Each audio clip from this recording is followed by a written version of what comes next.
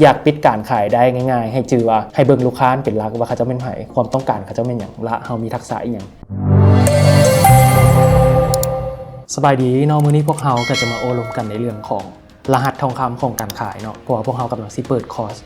เทรนนิ่งฟรีในวันที่29ที่จะมาฮอดนี้ซึ่งว่ามื้อนี้เฮาก็เอาเนื้อในน้อยนึงพวกเฮามาลมสู่กันฟังเนาะสรุปให้ได้ง่ายๆคืออยากขายได้ดีนะให้คิดว่าเป็นการแก้ไขปัญหาลูกค้าเนาะถ้าเขาแก้ไขปัญหาลูกค้าได้คือเขาขายได้แน่นอนเนาะแล้วเขาได้เงินแน่นอนเนาะการแก้ไขปัญหาลูกค้ามันจะแบ่งออกเป็น2อย่างคือให้ฟังดีๆเนาะแก้ปัญหาให้ลูกค้าฉะนั้นปัญหาเขาจะแก้ได้เขาจะแก้ด้วยการเอาทักษะที่เขามีนี่แหละเนาะถามตัวเองว่าทุกมื้อนี้เขามีทักษะอย่างที่เขาจะช่วยแก้ให้ลูกค้าเพื่อให้ลูกค้ามีชีวิตที่ดีขึ้นเพื่อให้ลูกค้าก้าวไปสู่คุณภาพชีวิตที่เขาจะปรารถนาในอนาคตเนาะใจเบิ่งให้คนครัวเบิ่งว่าทุกมื้อนี้เขามีทักษะอย่างแน่ที่พอจะไปช่วยคนอื่นได้ถ้าว่าเขามีทักษะตัวนี้หรือมีทักษะอันใดอันหนึ่งเนาะแมนให้ลิสต์ออกมาแล้วหลังจากนั้นแมนให้เล็งไว้ว่าเขาเสียทักษะดังกล่าวนั้นไปแก้ไขปัญหาแนวใดให้ลูกค้าทำห้องวันเงินจะมาหาเขาแน่นอนมาแยกอีกคำว่าลูกค้าแบบนี้นะคำว่าลูกค้านี่ก็คือเขาต้องรู้จักตั้งคำถามเพื่อให้เรียนรู้พฤติกรรมหรือว่าจุดพิเศษของลูกค้าเนาะหมายความว่าแนวใดคำว่าลูกค้าทายางมาเป็นตัวคนสื่อนี้เขาจะบ่รู้เนาะ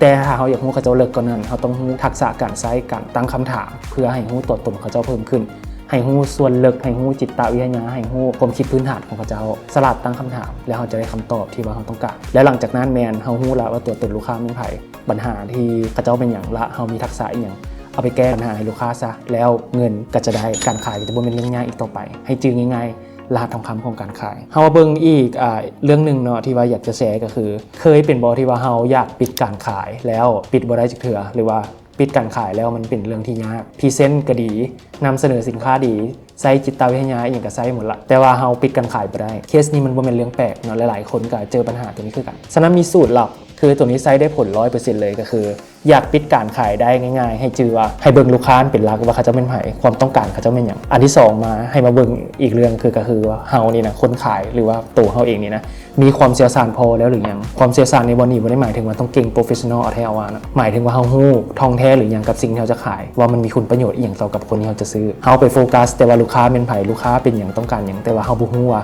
สินค้าของเฮาน่ะลึกๆแล้วมันช่วยด้านใดนะเขาเจ้าให้ชีวิตเขาเจ้าดีขึ้นเนาะอันนี้เขาก็ต้องเบิ่งตื่นนำแล้วสิ่งที่3ฮู้ละลูกค้าเป็นไผเฮาเป็นไผเสียสารอย่างเฮาฮู้บ่ล่ะบัดนี้สิ่งที่จะปิดการขายบาทสุดท้ายได้คือสิ่งกระตุ้นภายนอกเนาะเฮาต้องสังเกตดูว่าสิ่งกระตุ้นภายนอกมันมีหยังอาจจะเป็นคนรอบข้างบ่คนที่อินฟลูเอนซ์กับเจ้าได้คนที่ว่าแฟนคนหักอย่างประมาณนี้หรือว่ามูอย่างสิสิ่งกระตุ้นอันนึงก็คือเป็นประโยคที่ว่าเขาจะฟังแล้วเขาจะรู้สึกว่าเสียมันไปบ่ได้หรือว่าเขาใช้เทคนิคนี้ว่าเทคนิค loss aversion เนาะตัวนี้เป็นเทคนิคในการที่ลิงก์กับจิตวิทยาของมนุษย์นั่นคือมนุษย์ทุกคนย่านการสูญเสียเนาะฉะนั้นเราต้องเอาประโยคที่ประมาณว่าให้คนฟังรู้สึกว่ามันจะสูญเสียไปบ่ได้เนาะเช่นว่าเหลือ3ชิ้นสุดท้ายหรือว่าโปรโมชั่นจะหมดภายในเดือนนี้ถ้าซื้อตอนนี้แมนอาจจะมีของแถมหรือว่าถ้าซื้อตอนนี้แมนเราจะมีตัวนี้ลดให้เปอร์เซ็นต์อย่างก็ว่าไปซึ่งว่าเขาก็เป็นสิ่งกระตุ้นภายนอกที่ว่าจะเฮ็ดให้ลูกค้าตัดสินใจซื้อได้ง่ายเนาะแต่ว่าต้องระวังเนาะตื่นอันนึงก็คือในเรื่องของสิ่งกระตุ้นภายนอกนี่แหละถ้าว่าเฮาเล็งรัดลูกค้าหลายเกินไปถ้าเฮาเฮ็ดในลักษณะ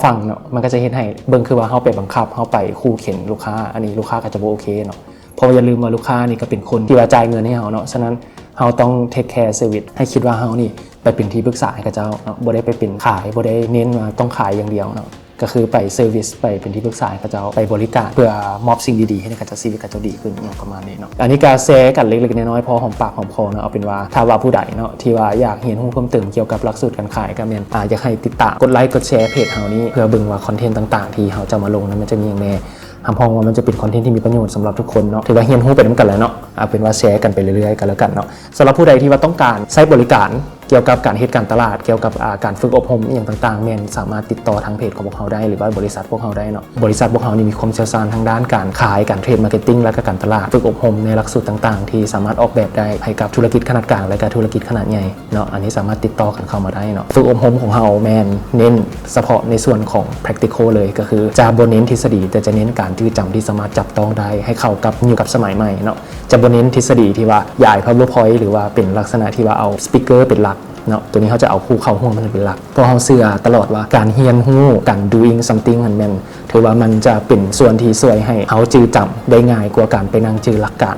จะเอาเป็นว่าขอบใจหลายเด้อที่ว่าติดตามพวกเขาอย่าลืมกดไลค์กดแชร์ให้หน่อยกันแล้วกันเนาะสำหรับวันนี้ขอบใจหลาย